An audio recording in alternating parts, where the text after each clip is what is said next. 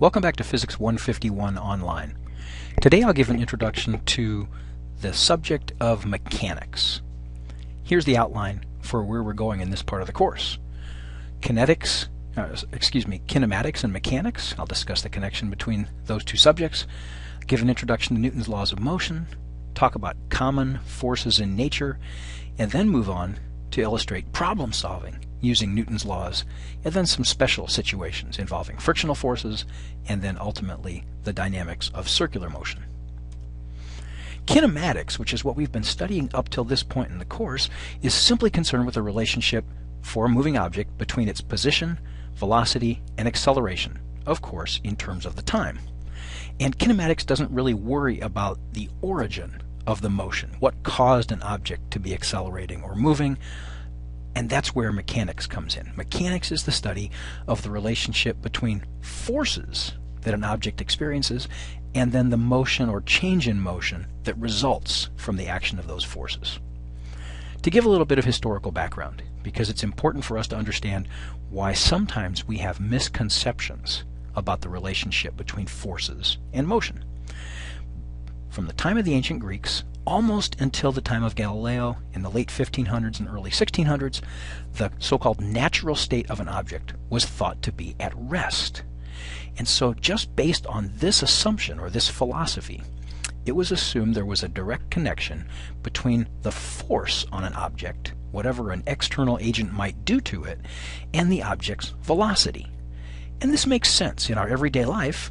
If there is a box sitting on the ground, if I want to get it to move, I have to push on it, right? So it seems like it's natural to connect force and velocity.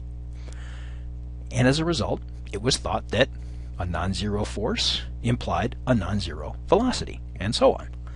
That seems to us just to be like common sense.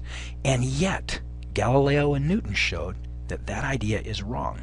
And it's important for us to understand that because it's such a persistent idea that even today, many of us still have. Galileo, his genius in the realm of physics lie in carrying out thought experiments.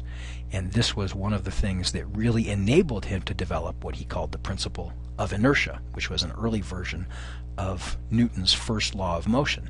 He was able to think about for example, the motion of a chunk of ice on a frozen lake, and to imagine what the motion of that chunk of ice would be if it could slide across the ice with little or no friction.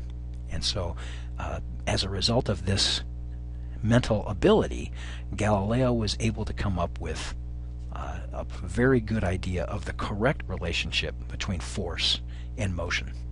Newton, of course, those who have taken calculus or are currently taking calculus courses know that he was a co-inventor of differential calculus, and then, of course, the discoverer of the inverse square law of universal gravitation. And Newton was the one who took the initial ideas of Galileo and developed them into more systematic and quantitative statements that we call his laws of motion.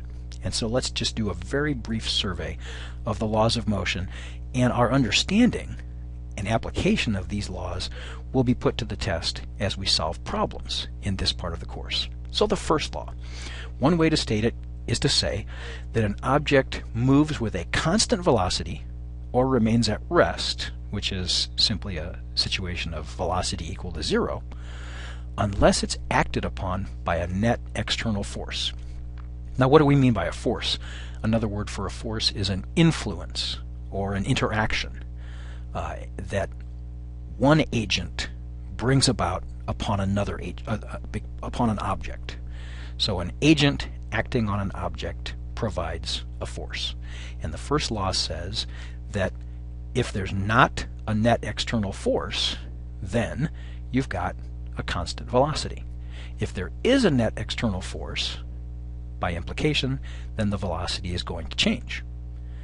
So this principle, called the law of inertia, first articulated in some form by Galileo, assumes that the proper connection is between the force acting on an object and the object's change in velocity, which we quantify, of course, as its acceleration. So rather than there being a one-to-one connection between a net force and a velocity, what Newton actually showed was that there's this one-to-one relationship between a net force and an acceleration, or a change in velocity. So, if an object therefore moves with a constant velocity, Newton's first law would tell us that the net external force acting on it is zero. It doesn't mean there aren't any forces acting on it. It simply means that the sum total of all of those forces is equal to zero. That's important for us to understand. The second law extends this insight from the first law to a quantitative statement, which says that the acceleration of the object is in the direction of the net force it experiences and is inversely proportional to this quantity that we call the mass. And the mass is a measure of inertia. Inertia means an object's resistance to having its state of motion changed. So, here's the way that we can express that quantitatively.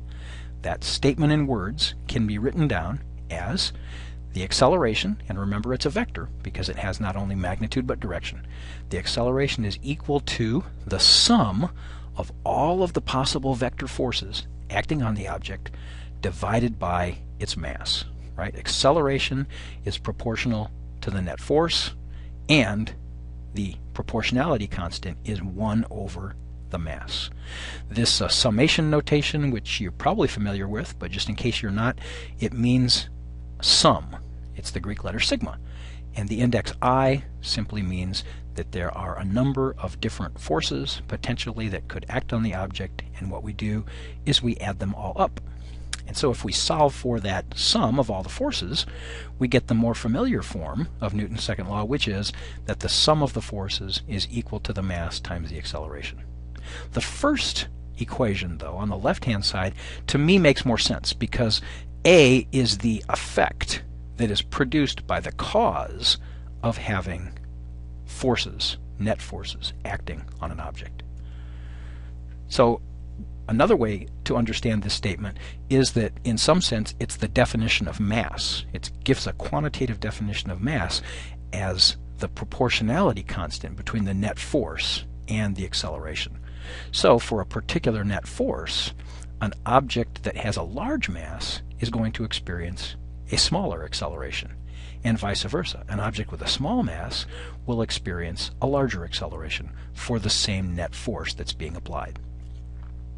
The third law, okay, this says that all forces in nature occur in equal and opposite pairs. And this just has to do with the relationship between two objects that can interact with one another.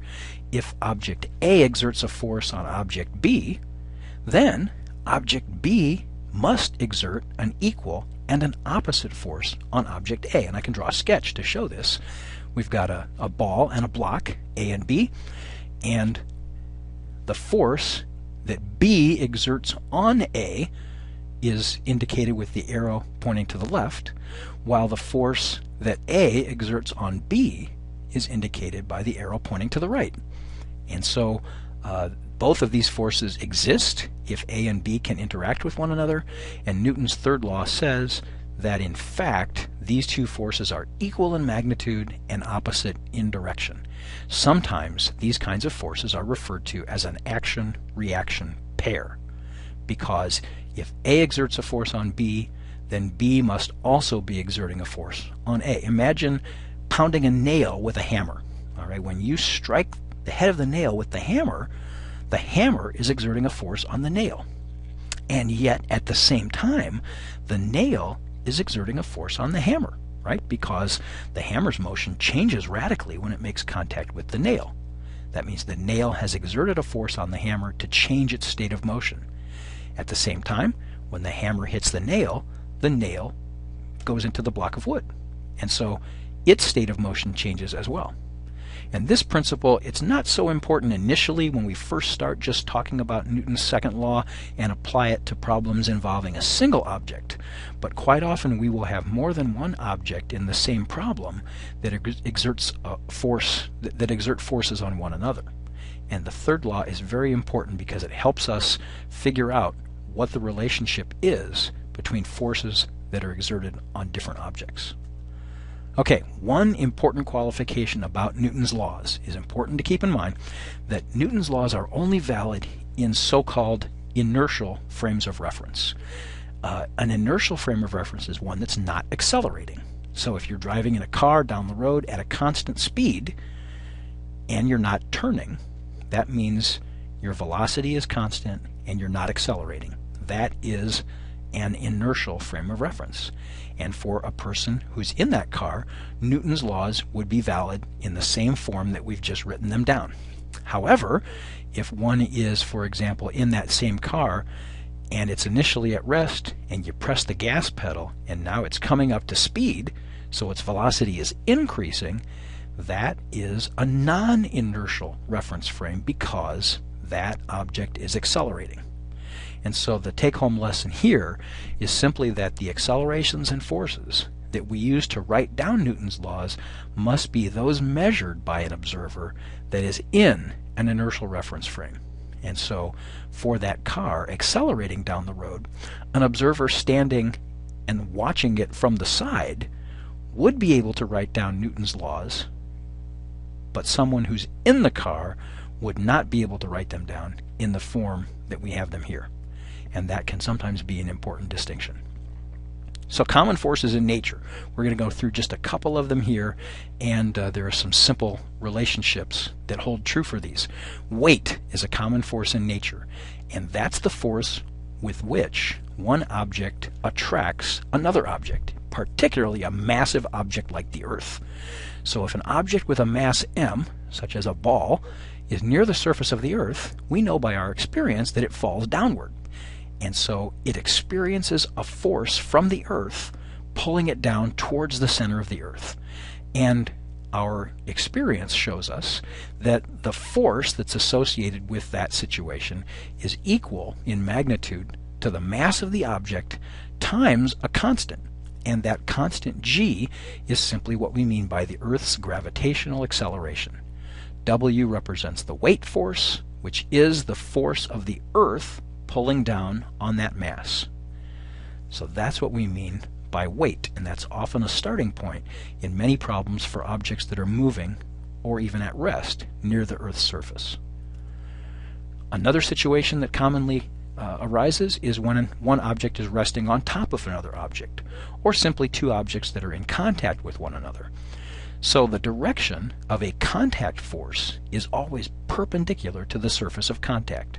For this box sitting on the table, the surface of contact is a horizontal surface in my picture, and therefore there are contact forces that are perpendicular to that surface. And so if I wanted to write down the force of the table pushing up on the box, I would draw an arrow upwards. And because this force is perpendicular to the surface of contact, it's sometimes called a normal force, because normal is a synonym for perpendicular. At the same time, there is also, because the box and the table both exert forces on one another, then the box is pushing down on the table. And so there's a force of the box acting on the table, that would be downward, and we would call this n prime, because it's a normal force, but it is a different force from the n that's mentioned above. Of course, according to Newton's third law, these two forces, n and n prime, are equal to one another in magnitude and simply opposite in direction. And then one more situation that arises quite often is when we have a string or a rope connecting two objects. And a string, it's kind of like a very stiff spring, except that it can only exert a force or convey a force when it's in tension. So if you had a situation where the string was simply coiled up lying on the ground and was not being stretched, it doesn't exert a force. But if, as you see in my sketch, two masses are connected to a string and that string is wrapped around a pulley that's free to rotate, then that string being stretched is now conveying a force. And so the string results in a force upward acting on mass 1, and we will call that T1, and then T2 would be the force of that string acting upward on mass 2. And so T1 and T2 are those two forces acting on each of the two masses, and one thing to keep in mind is that if the mass of the string and if the mass of the pulley are very small compared to the masses m1 and m2, then the tension is essentially constant all along the length of the string. And so those two magnitudes are related to one another by being equal to each other. If, by contrast, if this pulley has a lot of mass to it, or if this is a thick string, and so as the object moves, there's more mass on one side of the pulley than the other one due to the string, then we would not be able to make this statement. But as a first approximation, in problems involving thin strings and very lightweight pulleys, we can assume that those two tensions are the same. So, our next step, having had an introduction, will be to move on to problem solving using Newton's laws, and I'll leave that for next time. See you in class.